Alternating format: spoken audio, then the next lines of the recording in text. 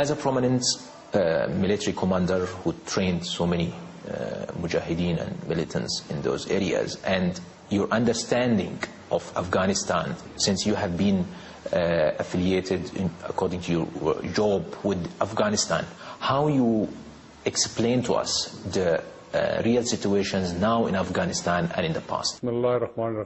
In the name of Allah, the most merciful and beneficial, that's a very good question.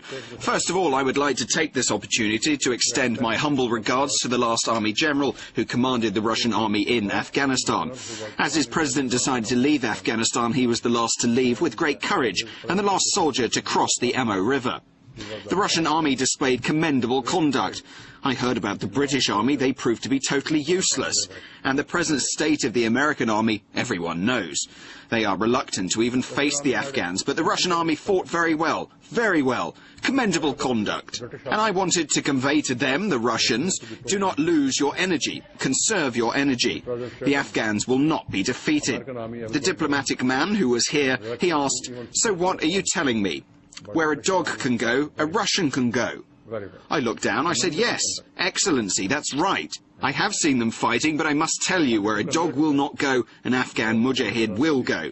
He said he didn't believe me. I said, you will believe it. Now, about Afghanistan, historians consider this the graveyard of empires. In the last 3,000 years, many empires, superpowers, from Hounds and from Arans and from Mongols to Uzbeks, everyone came. They are bloody now. Those who were very strong, they have beaten the Afghans, and the Afghan just disappears in the mountains. They were never subdued. The British army made a venture from the Indian side. Thrice they came and were bloodied. Once the entire army was finished, only one wounded Doc was allowed to escape. The Amir Khan, the Emir of Herat, he brought his brigade and defeated the British army in the Second Battle of Afghanistan on May the 1st in this area. They are very proud people. They're not scared to sacrifice their lives. Afghanis take courage in defending their country, and that is what they're doing today. I must tell you that the Russian was 4 times superior than the British army and this present American army in ground fighting. The Spetsnaz were formidable people. When they came onto the field, the Afghan mujahideen did not know how to handle them. For about 6 months, Afghans were forced back. They could not carry out any action because of the fear of those Spetsnaz. Ultimately, they revised their own techniques and all that, and the Spetsnaz were also reined in. And the Russians fought very well, but at present these people from NATO are not willing to fight. It is not the technology, it's not the money. It is the superior faith, a religious faith, the faith to defend one's country, a stronger faith to defeat occupying forces, and a very superior faith to defend one's religion. And this is a very strong thing. Nobody can defeat them. Apart from that, they have a lot of experience. At present, they've been at war for 30 years. The bulk of them, about 80%, were born during the war. How can you defeat them? And that terrain is most suited to defend the area, to defend the people. And this is what Americans are facing. This present surge that they're planning to do, maybe they will kill more people, a large majority of civilian people and very few Talibans, but ultimately they are going to be finished. You talked of the present situations and the past situations of Afghanistan, but since you are a commander and training those people who are now in the leadership of the Harakat of Taliban Afghanistan, how do you think that they would respond to the American negotiation offer? Do you think the Mullah Omar will accept the negotiation offer and sit with the Americans in one table to negotiate? I tell you that he is the most considerate man. He is for his country and he is for peace in his country. Among all the leaders, I tell you that he is the most sensible man. That is why he's respected by the majority of the people. All the elder people somehow have a lot of respect for them. They fought very well against the Soviets, but at this moment they have been negated totally. Nobody has much of a following compared to Mullah Omar Mujahid. He is today the biggest leader and highly respected, and people are with him. And surely he will listen to every negotiation attempt. But American can be trusted? No, they must show that they can be trusted. If they can carry out this bribe strategy, it's a shameless conduct.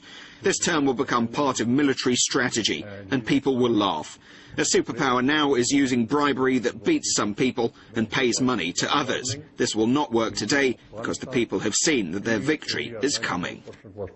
Do you think the arrest of Mullah Abdul Ghani from Karachi will affect the strategy or the leadership of Taliban Afghanistan?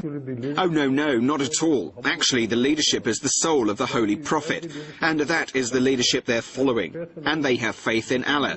What is Mullah Badar and all the others? I tell you, Mullah Muhammad, who was martyred in an early period, and he had the spirit of Mullah Omar.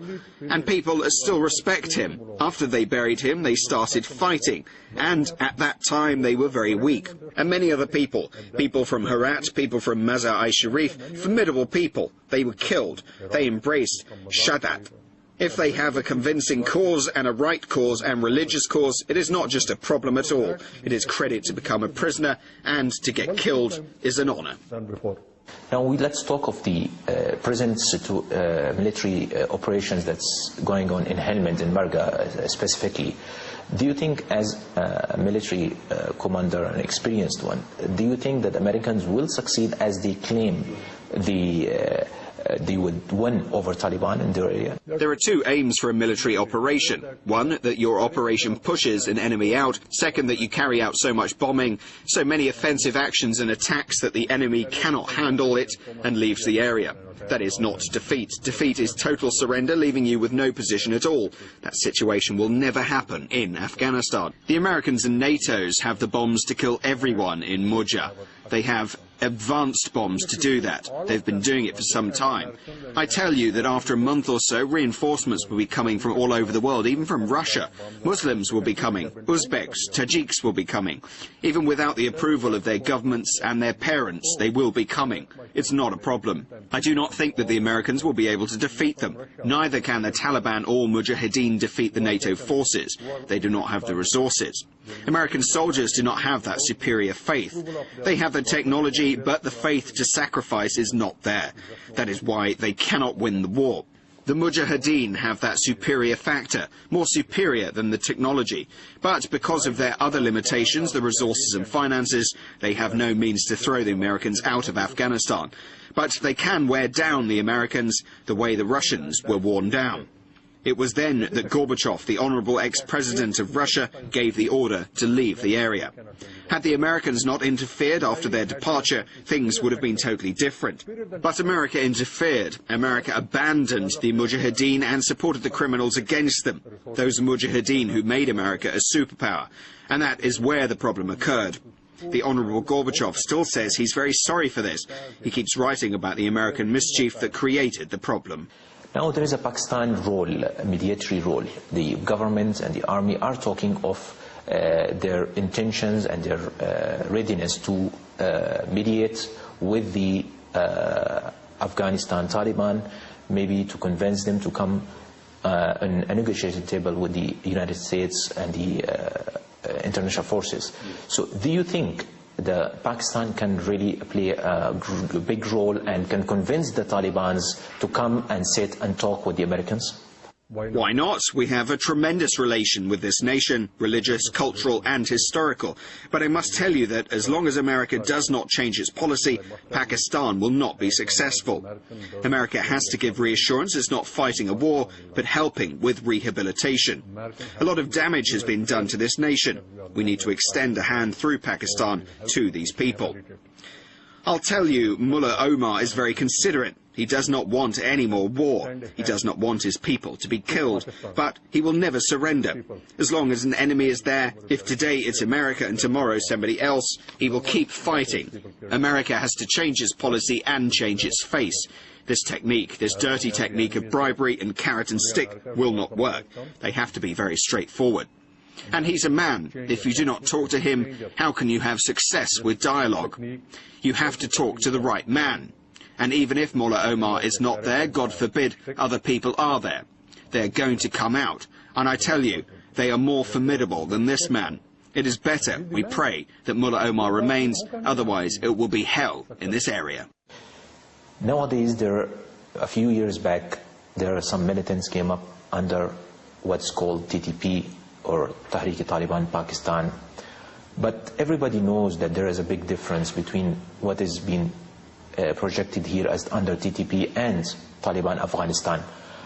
How do you differentiate, in your opinion, what's the difference between Taliban Pakistan and Taliban Afghanistan? First of all, the mujahideen of Afghanistan, who call themselves today the Taliban, I would say that they are superior mujahideen. They left their parties and created this Tariq to fight against the corrupt people in their country.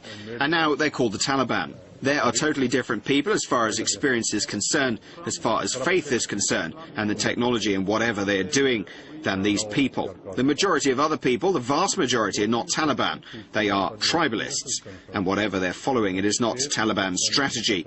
It is Pashtun culture. And Pashtun culture says, if something happens to you, you take revenge. If somebody kills your man, you go and kill 10. Our religion does not say that. Our religion says that if somebody kills your one man, you go and kill that man. Just take revenge. And beyond that. These people are formidable people, and they're following the Pashtun strategy.